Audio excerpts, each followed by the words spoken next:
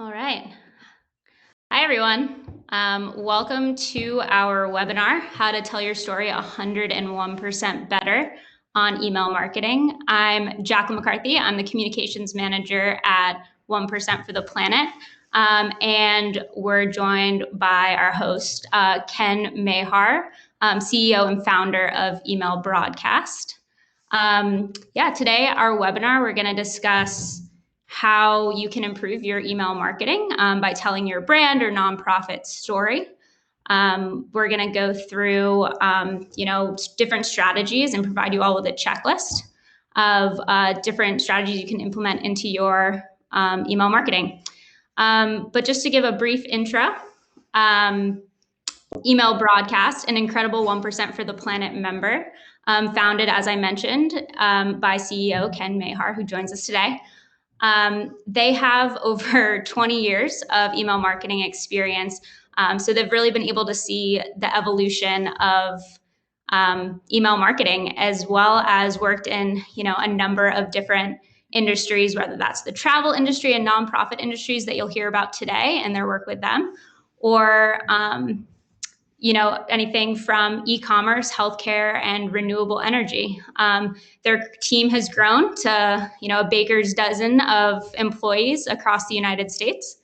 Without further ado, I'll pass it over to our expert in email marketing, Ken. Thank you, Jacqueline. We're very excited to support 1% for the Planet and my fellow members with today's webinar. I hope to provide a lot of value for you today on email marketing, but also an idea or two about how to be 1% better. So let's talk about the elephant in the room. Email marketing has always been important, but in these current times, it's especially true as businesses need to communicate how they're changing their operation. It's one of the best ways to communicate effectively and affordably with your customers, to let them know that you're here and how you can serve them. Oh, by the way, we forgot to mention on the upper right, you can click full screen on this webinar if you're not seeing a big enough picture so you can see the slides a little bit better. Yeah, I'll also mention there, Ken, to let you guys know that not only will we be going through this checklist of ways you guys can improve your email marketing, we'll also have a full Q&A session at the end. And in the upper left-hand corner in the attendee chat, you can submit questions throughout the webinar that we'll answer at the end. And then after the Q&A, feel free to stick around. We're going to have a brief poll where you all can give us some feedback on how to improve our next webinar. Awesome. All right, so what does it mean to be 1% better? So at Email Broadcast, we're big fans of continuous improvement. And I realize I'm dating myself, but in college, I learned about a fascinating American engineer named Deming, who couldn't get anyone to listen to his 14 principles of total quality management until he finally found a receptive audience on an island in the Pacific, where he helped the Japanese completely take over the car industry starting in the 1980s by continuously improving their processes. By the way, since we're talking about Japan, if you haven't seen the movie Hero Dreams of Sushi, that's required viewing for Email Broadcast members. I highly recommend it if you're into continuous improvement. So we strive to be 1% better in everything we do and totally resonate with this campaign from 1% for the Planet. Here's a couple of examples. So after every hire, we improve our hiring process by getting specific feedback from the person that we just trained. After every new client, we update our onboarding process with at least one improvement. And if you're new to email marketing, you may not know this, but there are about 1,000 ways to make a mistake in an email. We know this because we found every single one of them through the years. And every time we did, we would update our QA checklist. By the way, we're going to be sharing a checklist with you for attending this webinar that should be very helpful with making your email marketing better. So we believe you can tell your story better, at least 1% better. And if you keep at it, eventually it'll be 101% better than where you started. So I'd like to start with a story. My journey for 1% started about 7 years ago when I wanted to help my hometown of Index, Washington, save a second growth forest that was slated to be sold to a logging company. It looks not too different from the forest that you see on the screen here. So I convinced the grassroots organizers to join 1% for the planet so I and others could make a qualifying donation. And we raised enough funds to gain some awareness, get some press, which led to a local resident who just inherited a windfall make a major contribution to save the land. And it's now the newest park in Western Washington called Haybrook Ridge. Has an amazing trail with a spectacularly rewarding view at the top, an education center, even an ADA approved loop through the rainforest. Now, I'm not saying it was my donation that made all this happen, but it just shows you that what the power of an idea like 1% for the planet can accomplish when people join together to do what's right for the planet. Not long after that win, we had another idea. We wanted to help a nonprofit by giving away a $20,000 email campaign to one deserving organization. So we had our email audience nominate deserving charities, and we had a ton of interest, but we had one standout that pulled out all the stops to win, and that's how we met Zoo Montana, which you'll meet later in this presentation. And of course, we convinced them to become 1% members as well. So after that, we started serving other 1% members like Alaska Alpine Adventures, which you'll also meet in this presentation. So you see, we made a pivot in our business. We've built a really talented team, and we're really good at helping our clients sell their products and services and ideas. So I wanted to harness that power for good and turn them loose serving businesses that have the same passion that we have. Sort of clients that have the planet in mind. So that's why we're here today. And that's actually me standing on top of the world at the North Pole. Just kidding. I'm way too big a wimp for that adventure. So as Jacqueline said, we are solely focused on email marketing for the past 20 years. Can't believe it. And I like to think that we've learned a thing or two along the way, and I'm happy to share some ideas with you today. But just in case you're not aware, email marketing is still king among marketing channels. So here's some of the latest stats that we could find. 23% of sales are driven by the email channel on average, according to Adestra. Email is 40 times more effective in acquiring new customers than Facebook and Twitter combined. 99% of consumers check their email daily, and 2/3 have made a purchase from an email. And of course, email is continuing to grow in popularity due to the network effect. And it's forecasted to get to 5.6 billion by the end of the decade. So we know email marketing is a powerful tool, but you have to do it well for it to work. And that's why we're giving today's webinar and supplying you with a checklist to get your wheels turning on how you could tell your story 1% better. For instance, on the checklist, it's actually 2 pages, but we just pulled some bullet points off of it. You're going to see ideas like, does this email add value for my audience? And no, telling them about your sale is not the kind of value that I'm talking about. You'll see a question like, is this email aligned with the larger campaign goal? And some of you would have no idea how to answer that question because you don't have a goal, which makes a target pretty hard to hit. So here's an idea we use every single day. Force yourself to write at least 10 subject lines before choosing one.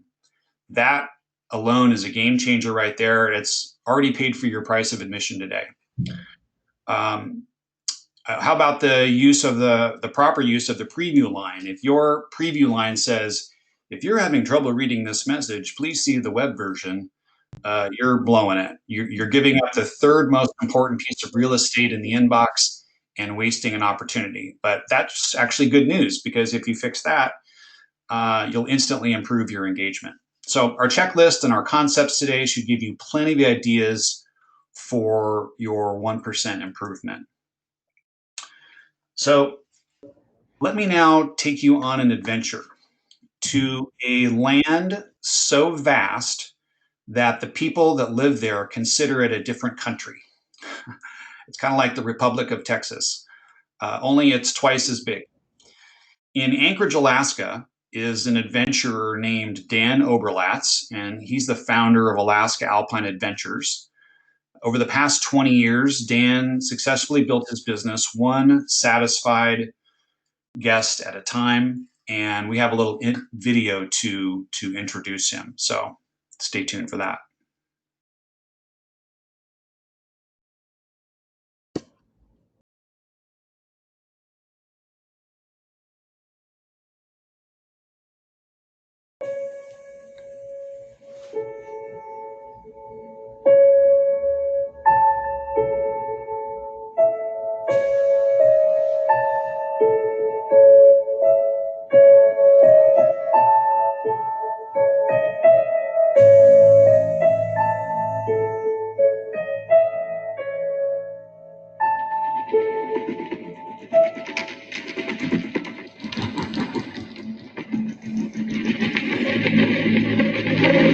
Silence and solitude take me to a place where my heart and my soul feel clean and reflective.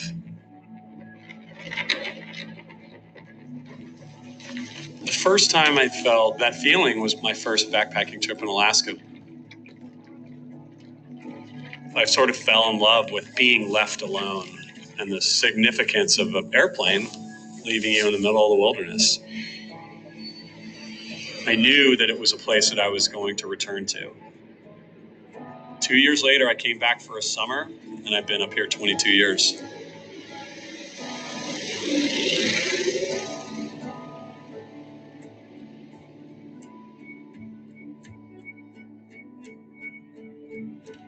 Our first summer of operations guiding expeditions, we had 2 trips and 2 guests. This year, we have 290 guests over about 55 trips. I still get to guide 3 to 4 trips a year. That's super important to me. It sort of helps me recalibrate my compass. It allows me that time to tap into that fear and that apprehension and confront it. At the same time, it's extraordinarily liberating.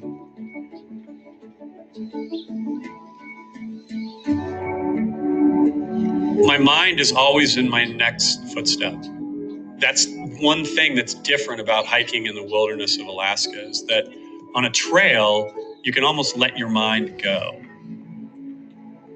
When you're hiking off trail, every step becomes more rhythmic. Almost feels like a dance. Denali National Park is Alaska encompassed into a massive wilderness. It's 6 million acres.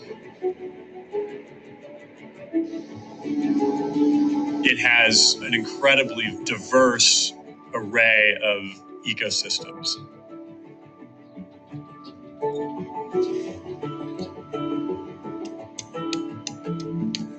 When you introduce people to sort of the heart and soul of these places, it helps build that real deep love and passion, thus building a constituency of people that want to protect these places. And I get, in my own way, the opportunity to be a part of that constituency.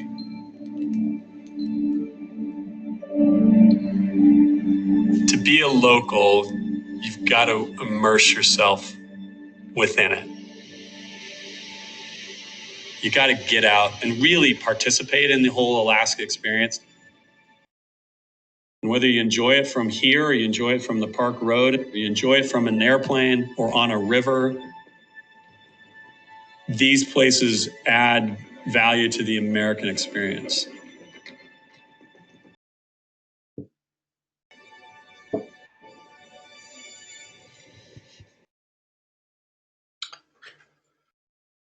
I met Dan a couple of years ago when I learned about his company and saw that he had no email marketing sign up on his website.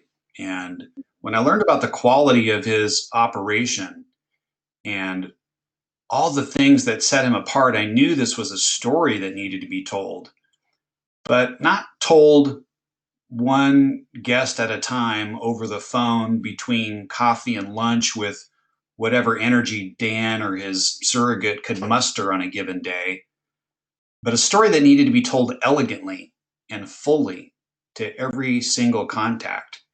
So we began to build Dan's story. We began with understanding Dan's customer. What is it that they really wanted? And we found out that what they wanted was to answer the call that Alaska was making. Sometimes an idea or a place gets under your skin and just won't let go. And we wanted to get people to understand that they could answer that call with the perfect trip built just for them. So the first step was, how do we get someone's attention? Well, how about making them an offer they simply couldn't refuse? A chance to win a free trip. So we designed and we programmed an email super collector to come up on the screen at just the right time. And to most, the idea of winning is as remote as Alaska itself, but just that small act, signing up, means that we had our visitors' attention. But the website isn't the only place that Alaska Alpine had contact with prospective customers. And when you're considering an adventure of this magnitude, you sometimes have questions. And so we built a staff form so that every conversation a staff member had with a prospect could end with a helpful suggestion. Hey, let me send you some information via email so you know what it's like to travel with us. So now each conversation that didn't result in a booking was the start of something instead of an end. So our staff forms can be simple, like the one we built for Dan and his crew, or can be more advanced, like the one we just built for a company called Wine Country Fine Furniture in Petaluma, California. Their staff form allows the salesperson to enter in more information about the prospect, like the source of the lead, and then by selecting certain fields and even customizing a greeting for that person based on the conversation that was had, it can provide a personalized follow-up series, including content that's most important to that particular buyer. So that's 1% better, right? Anyway, back to our story with Alaska Alpine. So now that we got the contact information, what happens next? We make the call stronger. We get people to imagine immersing themselves in untouched wilderness, about seeing Denali up close. We introduce them to the team of guides so that they can get that human connection that's needed to build intimacy. Then in message number 2, we let the audience know that there are 6 adventures to choose from, with a jumping off point for each one with an orange button, and that you can choose based on your level of fitness. We show them that you can have an amazing adventure that does not include a sleeping bag, but maybe a historic lodge at the end of each of your long days, if that's more your style. Then in message 3, we provide confidence by showing the accolades the team has won over the years and making the reviews an open book, right? Here's a button. Go read them for yourself. Go read all of them. In message number 4, we answer all the questions from transportation to gear to bears. And of course, do I have to shit in the woods? Then we show them the plan, right? Here's the 4 steps on how you book a trip. So how do you tell your story better? I recommend that you get your reader involved in the journey. Remember, you're not the hero in your customer's story, they are. So if you're talking about you and not about them, you're probably on the wrong track. Realize that you're just the guide, literally and figuratively in this case, to help them get what they want. Okay, so hook them emotionally, give them evidence that they're making a smart choice, and then call them to action. That's great storytelling, and it works. So I just want to pause for a moment and ask you, what happens when someone joins your email list? Can you make it 1% better? So here's the results of the automation series. We're achieving about 50% open rates and 15% click-through rates. How does that compare with the industry average? Completely blows them away. And here's the good news. If we don't get them with the automation series, which is sent out when they first sign up or are added by the staff on the staff form, then we keep that dream alive with a monthly broadcast. This recent one on an actual bear encounter had a 30% open rate and a 13.8% click-through. I mean, just try not clicking the video button to see what happens when you get this message. I dare you. Just a reminder here, if you were a little late, please submit your questions as they come up, and we're going to have QA at the end of the presentation. Okay, so for you nonprofits, listen up. We're about to talk about your world. All right, we're going to make a grisly transition to talk about Zoo, Montana, nonprofit zoo. This bear's name is Bruno, or is it Ozzy? I can never, I always get them confused. As I mentioned before, Zoo, Montana was a recipient of our one client, 1 year, $1 giveaway of a $20,000 campaign. And they have since become paying clients. Okay, I want to talk straight to you nonprofit members attending today's webinar. Here's the number one mistake I see your industry making in their email marketing. You only send an email when you need money. And I think that that's a terrible strategy. So I'm glad you're here today. We can fix that. By the way, you're not the only industry making that same mistake. Just sign up for a political campaign and see what happens. So when you have a new person who shows interest in your cause, I recommend you don't stick your hand out, at least not right away. First, you need to show them around. Let them see what you're doing. See the impact you're making. Tell some human stories. Then you can ask them to help, maybe volunteer. And if they can't do that, they can assuage their guilt with money. Right? Just kidding. Kind of. Okay, so let's take a look at how we do this for Zoo, Montana. Again, first we learned about the audience. Turns out that lots of people take their kids to the zoo. So we designed and we programmed this adorable pop-up that offers a free junior zookeeper booklet. And we're capturing people from the website with this. We got about 1,200 signups through this already. But we've been working on a big initiative to sign people up at the gate where they get up to 120,000 visitors a year. Right now, those people are just buying a ticket, but they're soon going to have an opportunity to sign up for email updates on an iPad right at the window. We came up with this ingenious idea of offering people 2 free sodas when they sign up. It's about a $5 value that could be immediately redeemed. But it costs the zoo about, 25 cents. Not only that, but it gets people to stop at the concession stand to get their soda, where, guess what happens? They also buy food, right? So it's a win-win-win. Speaking of winning, I have a special announcement that I've been saving to make today during this talk. Since Zoo Montana has been hit really hard by the COVID forced closure, they were unsure how they could fund this summer's ambitious plan of tripling their signups. So I'm announcing today that Email Broadcast will be making this year's 1% pledge to Zoo Montana to cover June and July's email marketing service to help them out. they're a great organization, and we are proud to support them.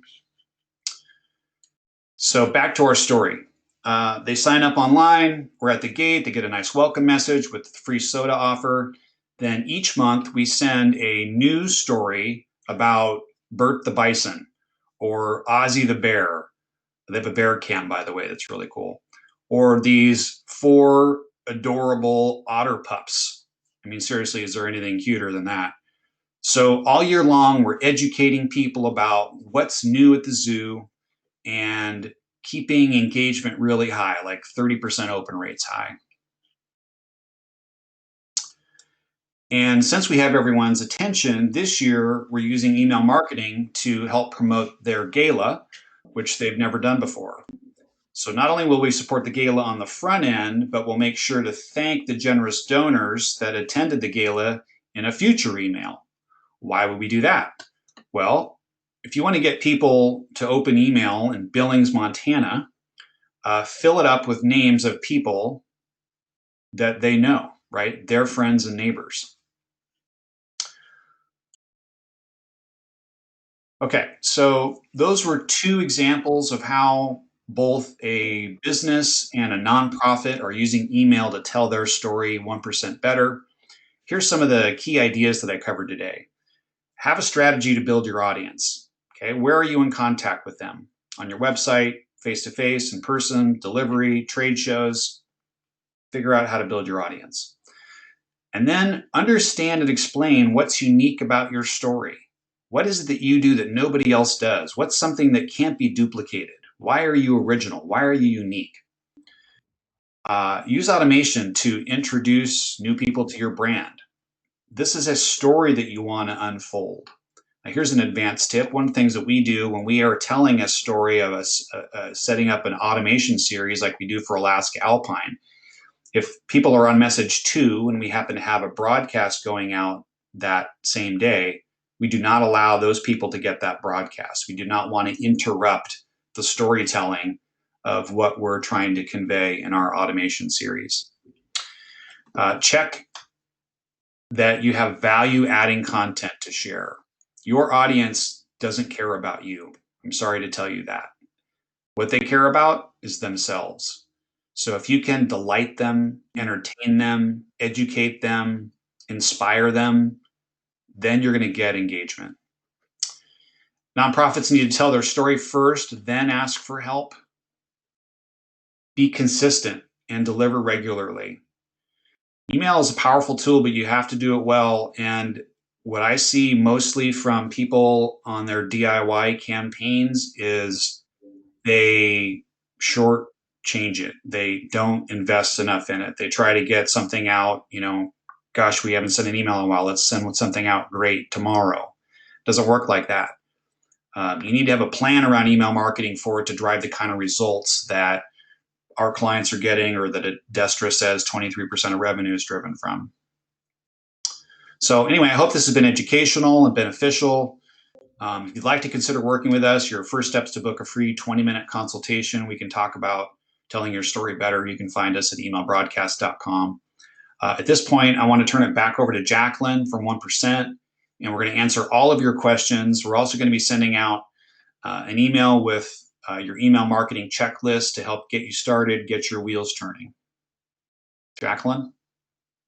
Awesome. Thanks so much, Ken. That was an incredible overview. And we just wanted to add in here, Email Broadcast is an incredible 1% member that has really taken their membership and made it part of their entire business model, from working with other 1% for the Planet members in their network to making their in-kind donation of services to an environmental nonprofit. It's a really unique way to show and truly give back. So I wanted to give you guys a little bit, those who aren't as familiar with 1% for the Planet, an overview of what we do and who we are and how 1% for the Planet can help you in email marketing and help you tell that authentic brand story and show you how some of our members are doing that today. So 1% for the Planet was founded similar to email broadcast about 20 years ago by the founder of Patagonia, Yvon Chouinard, and the founder of Blue Ribbon Flies, Craig Matthews. They founded it along a river in Montana, realizing that their successful companies were benefiting and profiting from taking resources from the earth. So they created 1% for the planet as kind of a self-imposed tax to pay for those resources. And over the past 20 years, we've evolved and seen business evolve with us.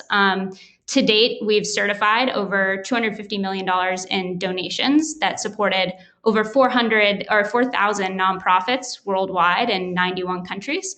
And even today, we're seeing a larger shift in business to become more sustainable, to give back. And it's really simple why. Consumers are demanding more.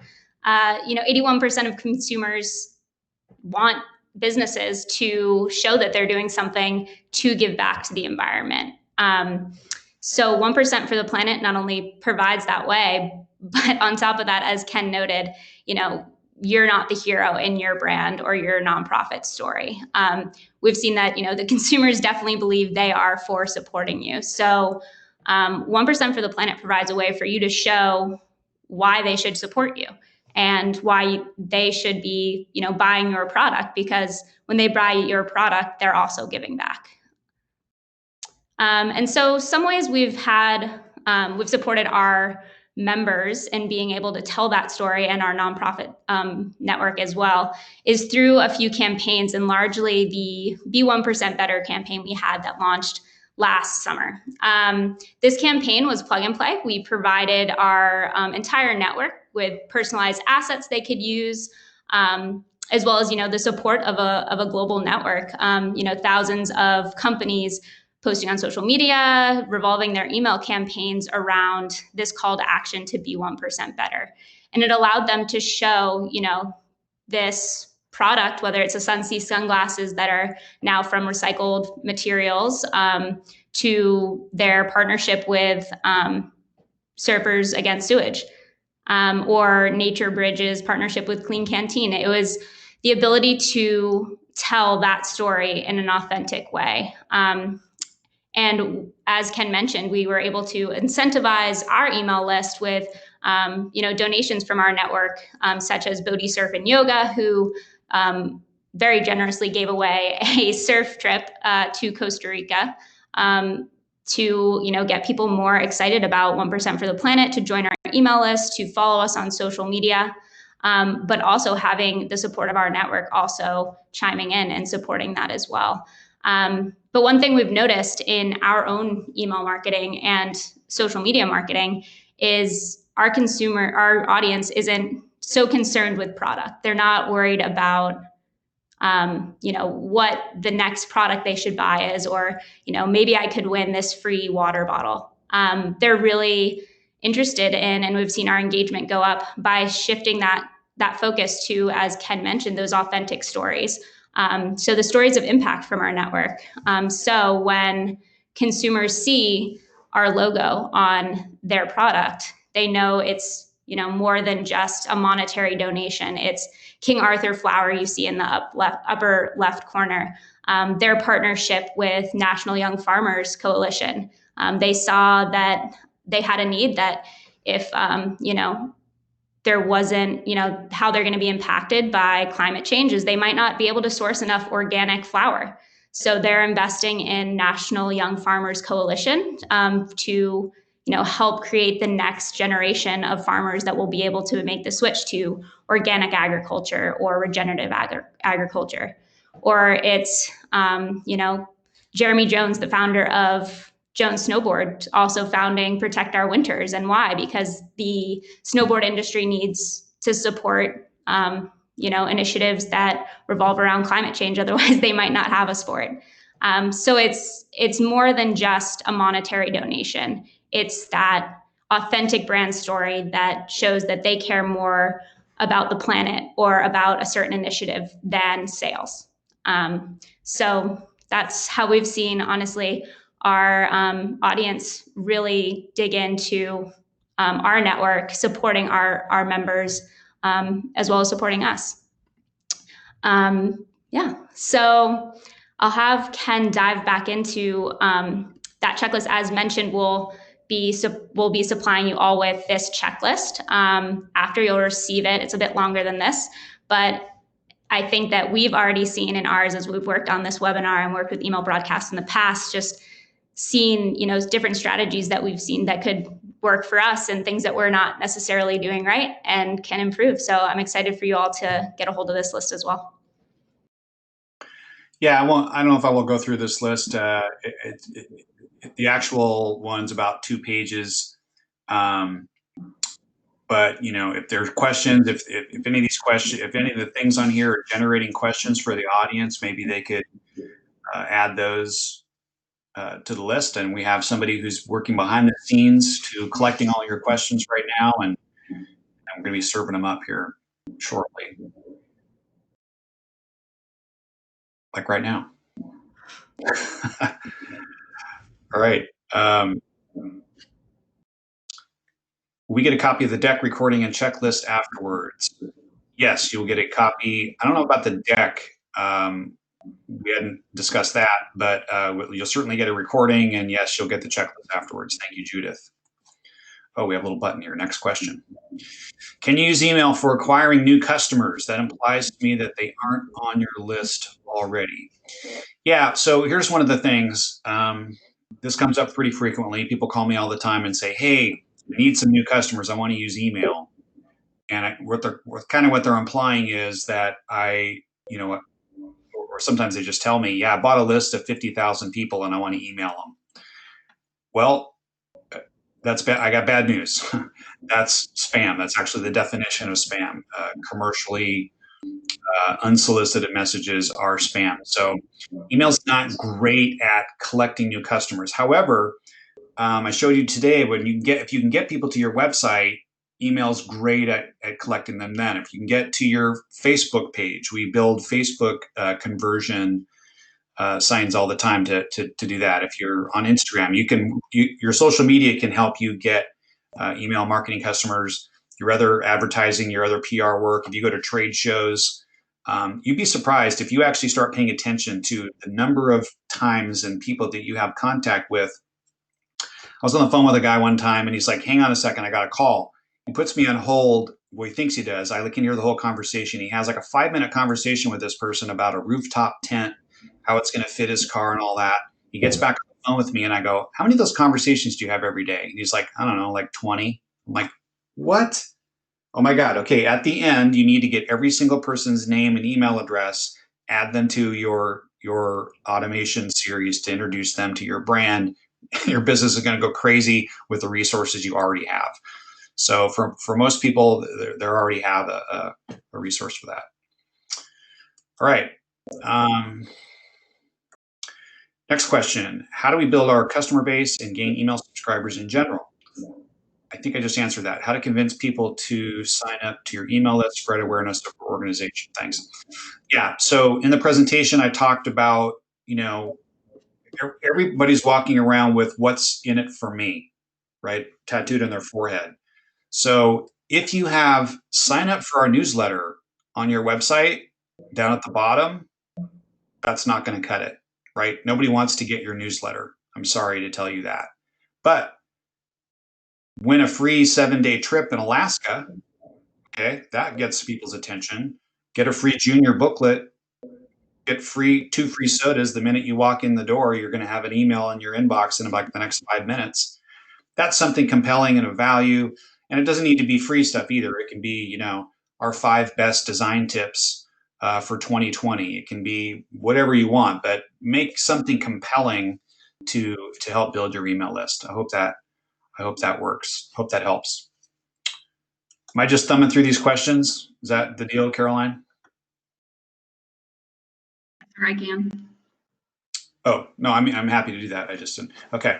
What resource do you typically use to find out about industry averages on click and open rates? This is a really good one. Just Google it. You'll find MailChimp puts something out, HubSpot puts something out, and you can kind of compare them, but they have millions of customers that kind of have to identify what industry they're in during their setup, and then that's how they generate the industry average results. I've heard it's not best practice to embed a video in an email because of user device restrictions or blocks, and rather to put a preview image on the play button of the video, and when the reader clicks it, takes you to a YouTube or Vimeo page to watch it. Your thoughts? Yes, that's true. You actually can't embed a video. If you, let's say you had a 5-minute video and you had 10,000 people on your list. Okay, well, how many video minutes of that are you asking Google to handle for you by sending your email out? Doesn't work. You have to put a image in, put a play button on it so it's super clear that it is a video. But yes, when people click it, that sends them somewhere to go watch the video. We like to send our people to our blog post that hosts that video. The video's on YouTube, so they could go there as well. But I'd rather drive them back to my website where I host the video so they can see it there. And now they're on my website, they might find something else interesting to look at. We're a nonprofit in rather dire financial circumstances now, since most of our money comes from in-person events are canceled. And sending an email only asking for keep the lights on funds. Is sending an email only asking for keep the lights on funds?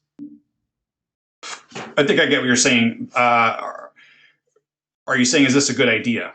Yeah. I mean, I don't think you have many other choices right now.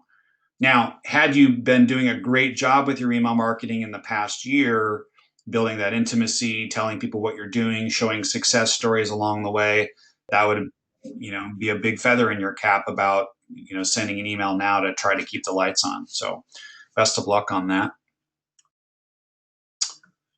Any quick advice for new brands?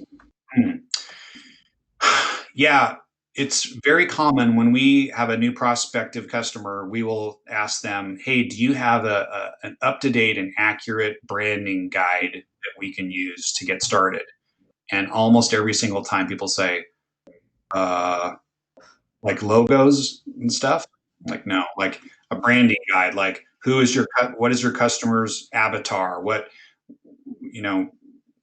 work have you done to understand who exactly your customer is, what motivation they are, what age are they, what demographic are they, what gender are they, what are their interests, what are they excited about? So I think you need to know who your customer is first, and then you need to know what they want, right? What is it that they want that you can deliver? And how can you guide them through the process of getting what they want? What amazing life awaits them if they get what they want from you, and what tragedy will result if they don't select you. Okay. Those are the elements of StoryBrand. We're a certified StoryBrand guide. StoryBrand uses a 7-step framework to help with branding. I check that out if you haven't seen that. There's a best-selling book on it called Building a Story Brand. I don't have it handy here, but try that. Is there a best practice with regards to number of emails sent with automation series? Good question, Juan. Is there a best practice? Yeah, we're kind of on the mindset of less is more. So whatever I try to distill it to what are the core advantages that you have. I usually don't do any less than 3. If I do 5 or 7, that's kind of getting towards the tail end. But I want to distill it to what are the key advantages that you bring. The brand story is about what makes you different. And if you load people up with like, here's 20 things that make us different, they're not going to remember any of them. If you give people 3 or 4 things, when they're talking to their friend about your brand, they could probably remember a couple of those and convey those. What about landing pages? Does every email need a dedicated landing page? No, it doesn't. There are probably plenty of pages on your site already that will suffice on where you're going to take people, right? So if you're a nonprofit, you've been doing a great job at staying in touch and keeping people going. We use blog pages a lot for a landing page. I guess this is a good way to answer this question. Email is awesome, but it's not necessarily the very best for a giant story, right? You can use email to have that first paragraph or 2 to get a hook, right? To get that audience member, oh, I got to see how this story is really good. I want to see how this thing ends. And then a continue the story button goes to your blog page where they can read kind of the rest of your story. That's a great idea. And a blog post, it's not necessarily a landing page. They're not that hard to create. But yeah, using landing pages with email, they're kind of a 1-2 punch. Okay, how are we doing on time? We got a few more minutes. I'll answer a couple more. All right. Is there an optimum in terms of number of emails a nonprofit should send to its constituents? Yes. You should send, the frequency you should send messages is in direct correlation to how much awesome content you can create. So that's a little bit of a scapegoat on that. But in other words, don't just say, oh, we're going to deliver 3 messages a month, and then all of them are pretty much crap because you don't have enough time to it. I would rather you send one message that's really good, that adds a lot of value, that's well thought out, that's amazingly researched, that's been edited, that's beautiful, that's pixel perfect. I would rather you do that and send one message than send out three messages a month. Our common default is like 1 a month. If you can't, there needs to be a good reason why you should send more than 1 message a month. And again, we err on the less is more strategy. Obviously, with e-commerce, with other business models, we break that rule all the time. But that's kind of our default mindset for somebody like a nonprofit that's really doing a job at staying engaged, keeping their audience engaged. Once a month is probably a decent frequency. Is there an ideal word count or email length? From Megan. No. Anytime you see somebody say, okay, the very best time, we just did the homework, the research, and the very best time to send an email is Tuesdays at 10, you can just bet that you shouldn't send emails at Tuesday at 10, right? Because the minute somebody publicizes something like that, everybody's sending that at Tuesday at 10, and now it ruins it. So it's all over the place. We tend to try to keep it shorter, right? Email is a medium that people are like in and they're kind of processing their mail. Really, our goal is that you want to be so valuable and providing such value to your audience that occasionally when you do send a super long email, people read every word of it because it provides so much value, they're willing to dig in. But generally, again, less is more. Can you say what you want to say in half as much?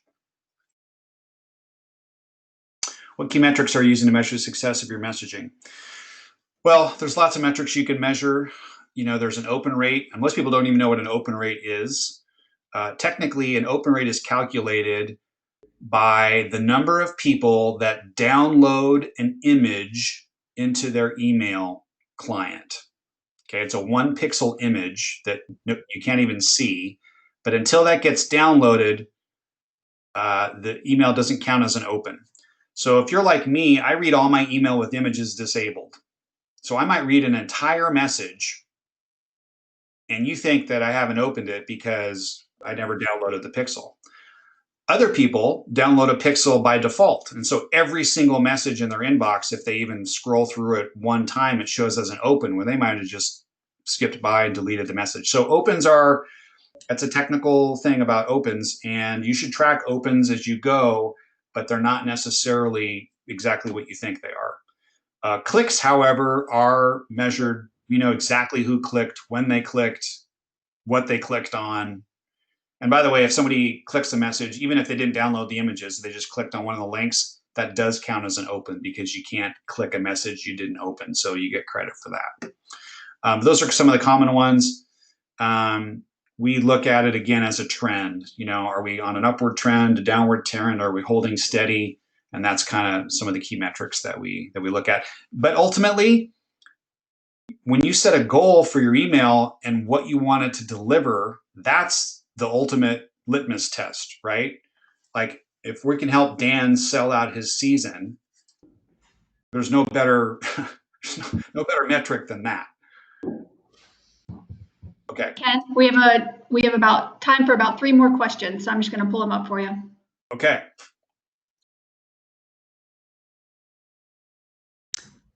The 3 must-dos when starting with 1%. I think, first of all, it's talk to us. I think when you want to get started, whether it's as a business or individual, you can fill out a questionnaire on our webpage. Tell us about your business, what you're hoping to achieve, what you've already given back. And one of our membership managers will reach out to talk to you about your options in giving back, whether you're a small company or, a giant company. There's tons of different ways you can give back. I would say the next one is, and Ken kind of touched on this with, what you can do when you're starting as a business, but definitely know what your goals are. When we work to partner you with a nonprofit, we want to make sure that nonprofit aligns with your goals as an organization, as well as helps you tell that authentic story for your company. What I love about 1% of the Planet is that I get to pick who I'm going to support. Right? A lot of people think that you just send your money into 1% and they handle it. No, that's not the case. You actually make a donation to the charity, to the nonprofit, to the environmental organization that you want to support, and then you just tell 1% that you did it. You show them the paperwork, and they give you credit for having made that happen. And I love that part of the organization. Yeah, I would say that's probably the biggest misinterpretation about 1% for the Planet is people think that companies and individuals send us money and then we send it out to nonprofits, but it's absolutely all direct giving that we then certify, and we provide you with that expertise to pick that right partner to make the most impact for your organization. But yeah, I would say just the last to do, I think, be ready to make it part of your business model. I think we've seen the most success for our businesses when they truly make it part of their brand messaging, of their employee engagement. We offer employee volunteer hours as a way you can meet your commitment, and so I think when brands really just dive into 1% for the Planet, they see that outcome in their sales, and yeah. The most important thing is just get started.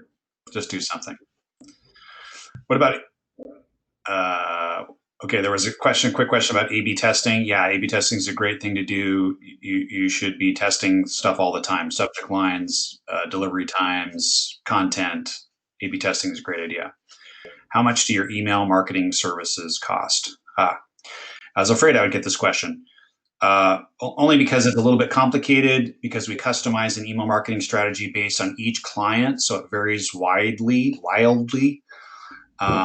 But I can give you a ballpark answer. For our automation-only campaigns, those start at about $750 a month. And for some businesses, that might be all they need. For our other full-service clients, I would say probably 80% of them invest between $2,000 and $5,000 a month. Some a little more, some a little less. Like I said, it depends on what we're doing. If that sounds like a lot, by the way, you should know that Glassdoor states that an average part-time marketing employee costs about $5,400 a month all in. And the problem with that idea is that it's only one person and one set of skills. We've actually built a Fortune 500 quality level email marketing department that would cost you a fortune, but we rent it out to our businesses and our nonprofit clients for pennies on the dollar. So the only real way to find out what a cost would be for you is to engage us starting with a 20-minute free conversation. And sorry, that's kind of the best I can do on the pricing question. All right, I think we have time for one more question. I think this is a good wrap up from Dara. What's the one thing business and nonprofits should do right now to improve their email marketing? Great question. I think actually getting this checklist will be really, really helpful, because it's going to spawn a number of questions that get you to think, wow, is our strategy right? Are we really doing the right thing? what could we be doing instead? What should we be doing instead? How can we tell our story 1% better, 1% better, 1% better? How do we keep improving? Do we have a great email sign up? Do we have something of value that we're offering? Are we using automation properly? Are we solving the customer's problem and talking about them as the hero, or are we just talking about ourselves all the time? Right? So getting that checklist and going through it and being like, okay, how can we just do a better job at this? That's probably the best first thing you can do, other than hire us. But yeah, I think get that checklist, go through it. It's going to create a bunch of ideas and get you off going on the right foot. So, okay, so that was the last question.